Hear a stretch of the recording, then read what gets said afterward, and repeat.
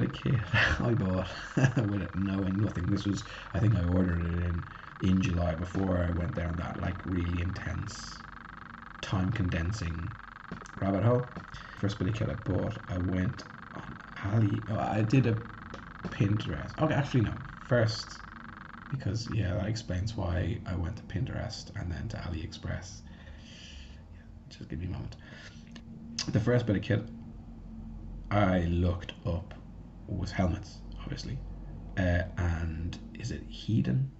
A couple of people down in London are making these lovely classic looking, top quality in terms of material helmets.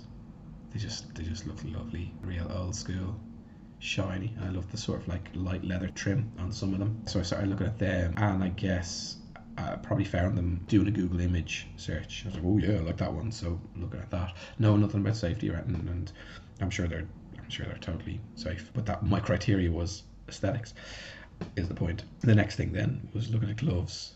So looking through your Google search, you again, and knowing nothing about quality really as such, and particularly safety, seeing a glove that you fancy, just going for that. And they were a very cheap pair from AliExpress. Brown leather, perforated. I mean, they've got the protection thing, but I suppose what I've learned since is you don't know how skid resistant they are, how durable the seams are. These came and I was very excited. They're not a great fit, to be fair. The Velcro isn't great. They're just not great quality. But you got to start somewhere. Obviously a light summer glove, but yeah, not sure how the seams would hold together if you're really skidding along the ground on them. But it was the old classic sort of look. I do like them aesthetically, but perhaps I will look elsewhere for my summer glove.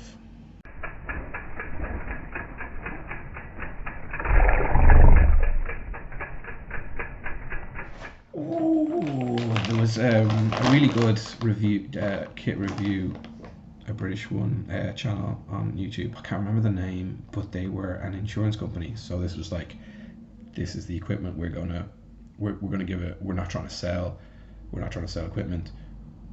This is the sort of quality standards that we're looking for as an insurance company in terms of assessing the price of insurance and stuff. That's a really good source for info on safety and stuff. Oxford Boss chain lock, 12mm square chain. It's just on the verge of being, you're able to grind it open, unlock it with a grinder. A bit heavier, and that becomes considerably more difficult as far as I remember, but it also, because it's that bit lighter, it's a bit more sort of practical in terms of, and I think I got it when I was thinking electric rather than petrol, less power and all that. It's a bit more practical to carry around. You can grind it, you can undo it, but it is at the just below the ungrindable level, so it's still going to be tough to do, noisy and attract attention, you'd hope, while also being able to bring with you. One thing I never thought of was hearing protection, and these are Alpine Moto Safe. Again, went through a whole load of reviews and stuff, because what else was I going to be doing? They block out the particular decibels of wind noise, leaving you to be able to hear the high-end frequencies that you want to be hearing, such as sort of oncoming traffic on your flank and horn beeps and all that sort of stuff. But the wind noise, it blocks out that particular decibel range. That apparently has left a lot of riders quite quickly with damaged hearing. But yeah, very cool, very comfortable. Obviously, that's a light, not a camera.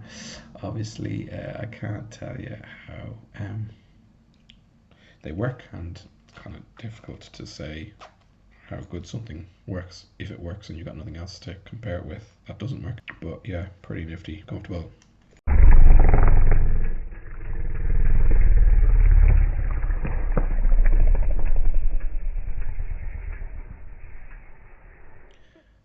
The final thing that I'm going to cover is a quad lock. So I looked into, never use a cover, but obviously I want phone, I want to know where I'm going on the bike, and yeah, researching how to do that, and coming across quad lock, and it just seems to sort of do everything, and to a great quality standard. With the, I ordered my first from them when I was getting the silence, and that has quite a narrow stem, so I got the stem clamp, but the Forza is a big chunky mirror stem, so I was like, fuck, gotta exchange it. How the hell is this gonna fit? I found that there's like a screw beside the brake lever. There's a screw head, quite a thick one. It's black on the Forza. You unscrew it and you replace it with a 1-inch ball. Screw that there. Oh, and bring it to the light again. That's RAM. Yeah, it is RAM, and I got a RAM 1-inch clamp, and exchanged my mirror clamp with a 1-inch ball from Quadlock. With the silence, because there's no motor, it's so smooth.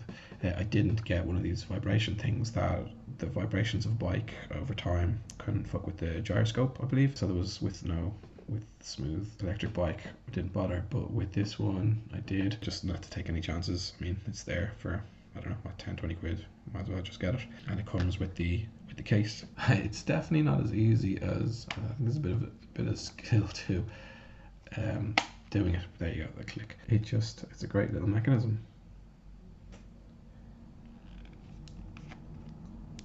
Clicking it on, super safe. I had this on a stand scooter, one of those ones you rent. I was in Liverpool, and it fell out of the clamp that you've got. Actually, the little rise on the back here sort of prohibited it from really getting a good purchase. Fell on the ground from 5 foot, and yeah, not a scratch, not even on the case. So it feels properly quality and properly protective. I'm looking forward to sort of attaching that to the bike, only because then I get to ride the fucking bike. Obviously, it's sort of variable in your how you wish to position it.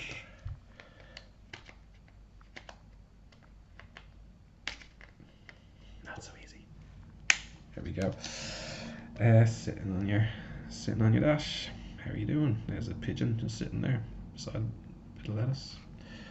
It comes with a poncho, which I thought was pretty cool for when it's raining. I've used it because, as well as a motorbike clamp, I also got the out front mount for my bike, regular bike, push bike. So that's been great to have that sitting in front of me to pick up calls and to change tunes and podcasts while you're cycling and to do whatever else. And it was lashing once, yeah, so used the poncho. So let me see.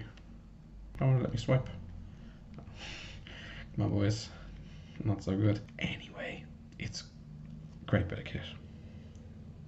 And yeah, looking forward to getting it on the bike. If you like this and you want to see the rest of what's coming up, hit like, hit subscribe, leave a comment, and I'm looking forward to seeing you again. Have a good one.